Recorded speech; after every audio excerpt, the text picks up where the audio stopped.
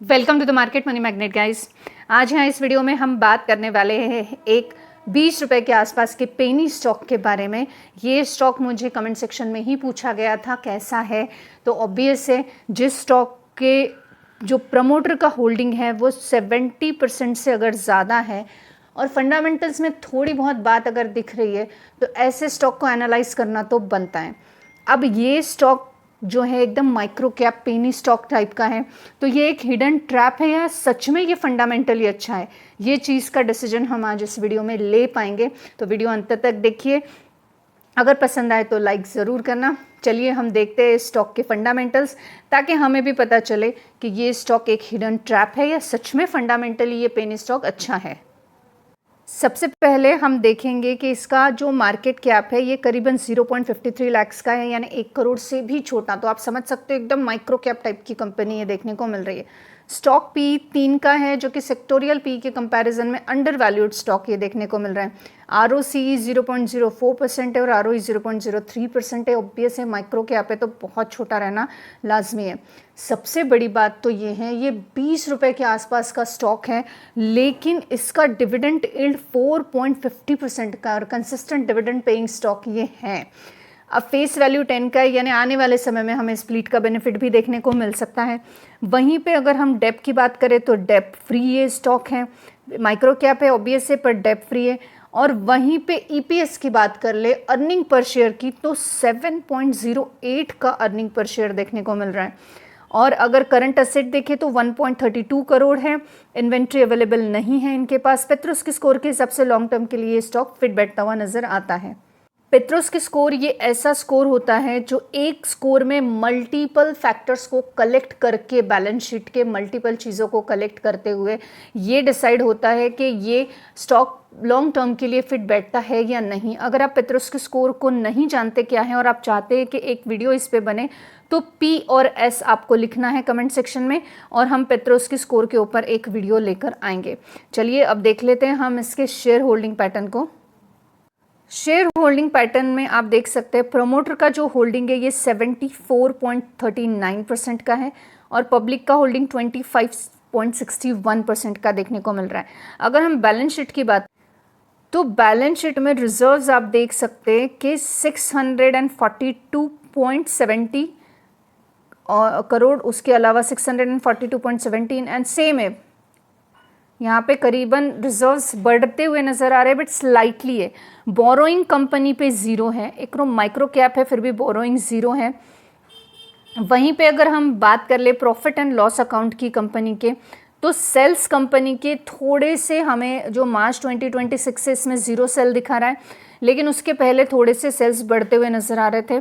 वहीं पे अगर हम प्रॉफिट की बात करें कंपनी के, तो कंपनी का जो प्रॉफिट है ये 1.22 करोड़, 0.12 लाख एंड 0.17 लाख का प्रॉफिट देखने को मिल रहा है। अर्निंग पर शेयर आप देख सकते हैं 27.8, 7.08, 18.075 और 50.83, 5 and 7.08। Earning per share company का अच्छा देखने को मिल रहा है। कंसिस्टेंसी से डिविडेंड पेइंग स्टॉक है, 20%, 14%, 1%, 5%, 14%, 34% तक का डिविडेंड पे आउट ये कंपनी देती है। अब इस कंपनी से रिलेटेड पहले तो कंपनी करती क्या है, इसके कुछ मेजर फैक्टर है, कुछ ट्विस्ट है, ये आपको ज़रूर जानना चाहिए, तब आप डिसाइड कर पाओगे कि ये कंपनी आपके लिए सही है या नहीं। तो हम बात कर रहे थे E&E एंटरप्राइजेस लिमिटेड। अब इस स्टॉक को लेके बहुत सारे बिजनेस को लेकर खुलासे हैं जो कि आपको पहले याद रखना चाहिए, देखना चाहिए।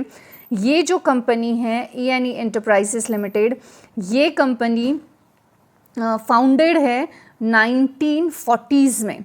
अब 1940s में ये, और इसका जो टाइप है ये माइक्रो टाइप है और सिर्फ BSE पे अवेलेबल हमें देखने को मिलेगी। इसका लेकिन ओल्ड नेम था एक, और वो था Swastik safe deposit and investment limited. जी हाँ, ये एक Swastik safe deposit and investment limited के नाम से पहले जानी जाती थी, जिसका लोकेशन मुंबई में है। इसकी पेरेंट कंपनी जो है ये कमाल की है और वो है पिरामल ग्रुप से बिलोंग करने वाली ये कंपनी हमें देखने को मिलती है। तभी इस कंपनी में यानी पेरेंट कंपनी पिरामल है इसकी, और इस वजह से इस कंपनी के फंडामेंटल्स हमें थोड़े बहुत माइक्रो कैप होते हुए भी इम्प्रूव देखने को मिल रहे हैं। और इनका जो मेजर बिजनेस शिफ्ट था, पहले ये एक एनबीएफसी थी और एनबीएफसी होने के बाद यानी लीडिंग एंड इन्वेस्टमेंट बिजनेस था। 2025 में यानी लास्ट ईयर इन्होंने जो है एनबीएफसी लाइसेंस जो है ये आरबीआई की तरफ से कैंसिल किया गया है, और फिर इन्होंने अपना बिजनेस शिफ्ट कर दिया hotel, restaurant, cafe, real estate और डीलिंग और लीजिंग में। तो इसका मतलब ये है कि ये कम्प्लीटली ट्रांसफॉर्म कंपनी है, पास्ट डाटा अलग है और फ्यूचर बिजनेस इनका अलग देखने को मिलता है। करंट बिजनेस की अगर मैं बात करूं तो प्रैक्टिकली कोई भी स्टेबल कोर बिजनेस अब तक इनका नहीं है। अभी जो है ये हॉस्पिटलिटी, रियल एस्टेट और स्टिल इसमें अर्लियर स्टेज में हमें ये कंपनी देखने को मिल रही है। और एक सेगमेंट जो है ये इनका देखने को मिलता है, डाइवर्सिफिकेशन और क्लियरिटी ये कंपनी में नहीं है। अब स्टोरी बेस्ड कंपनी है, करंटली हम इसको स्टैब्लिश बिजनेस नहीं बोलेंगे। अब जैसे हमने इसके फंडामेंटल्स ऑलरेडी देख लिए, तो मैं आपको बताना चाहूँगी कि जो इनका 2025 एफवाई का रेवेन्यू है ये 94 लाख्स का था ओनली। इसके अलावा इनका प्रॉफिट 11.8 लाख्स का था, जो डाउन हुआ है क्योंकि 121 लाख का अर्लियर इनका बिजनेस था। एक्सपेंसेस इनके इंक्रीज हुए हैं हेवीली। क्लियर साइन है कि प्रॉफिट कोलैप्स हुआ है, बिजनेस इनस्टेबल देखने को मिलता है। रिसेंट क्वार्टर की बात करें अगर हम, तो इनकम इनका 4 लाख से देखने को मिला और लॉस इनकम से ज़्यादा 5 लाख का देखने को मिला है। की रेशोज़ की बात कर ले तो मार्केट कैप हमने देखा ही बहुत छोटा है। ईपीएस इनका अच्छा है बट इनकंसिस्टेंट है, याद रखिए। पी इनका कम है जिस वजह से ये चीप और मिसलीडिंग देखने को मिलता है। डिविडेंड इनका बहुत बढ़िया है, 20 रुपये का स्टॉक है लेकिन 4 से 5% का डिविडेंड ये देती है, कंसिस्टेंट डिविडेंड देती है। लो पी होने की वजह से हम इसको अंडर वैल्यूड स्टॉक बोल सकते हैं, but low trust liquidity stock भी इसको बोला जा सकता है। बैलेंस शीट में लो डेप्थ है बट कोई भी स्ट्रॉन्ग असेट ग्रोथ नहीं है। बिजनेस ट्रांजिट होने की वजह से रिस्क बहुत है और बहुत ही छोटे स्केल पे देखने को मिलता है। इसमें कुछ रेड फ्लैग्स देखने को मिलते हैं, अभी इंटरेस्टिंग पॉइंट आना बाकी है, स्टे ट्यून। इसके जो रिस्क फैक्टर है रेड फ्लैग, उसमें सबसे पहला बिजनेस अनसर्टनिटी है। एनबीएफसी से ये हॉस्पिटलिटी और रियल एस्टेट की तरफ शिफ्ट हुए हैं। कोई भी ट्रैक रिकॉर्ड इनका नए सेक्टर में अच्छा देखने को नहीं मिल रहा है। माइक्रो कैप रिस्क जो है ये बना रहेगा क्योंकि 1 करोड़ से भी कम का इनका मार्केट कैप देखने को मिल रहा है, यानी एक्सट्रीमली लिक्विडेड स्टॉक ये देखने को मिलता है। तीसरा रिस्क की अगर हम बात करें तो 1,21 लाख से 11 लाख पर ये आ चुके हैं, यानी हेवी लॉसेस में। उसके अलावा फोर्थ रिस्क की बात करें तो कोई भी क्लियर ग्रोथ स्टोरी नहीं है। रेवेन्यू का स्टेटमेंट 1 करोड़ से भी कम के लेवल में देखने को मिल रहा है। और पांचवा और आखिरी रिस्क यानी पॉसिबली सेल टाइप बिहेवियर है, बहुत छोटा स्मॉल ऑपरेशन है, सडन बिजनेस चेंज इसमें आ सकता है। अब इसके कुछ पॉजिटिव फैक्टर की मैं बात करूं तो सबसे पहले डेप फ्री है, बहुत लो डेप है, नई के बराबर है। बहुत पुरानी कंपनी है, कोई नई कंपनी नहीं है कि तुरंत वाइंड अप करके ये निकल जाए। प्रमोटर का बैकअप बहुत अच्छा है और पिरामल का ग्रुप का लिंक होने की वजह से थोड़ा सा ट्रस्ट हम इस पर रख सकते हैं। अब अगर इसमें this is not a fundamentally strong stock, first final verdict. और कैटेगरी की बात करें तो हाई रिस्क और स्पेकुलेटिव माइक्रो कैप ये स्टॉक देखने को मिलता है। Not for a long term investors, not for a beginner, only for a high risk trader, ये स्टॉक के लिए बेस्ट हमें देखने को मिलते हैं।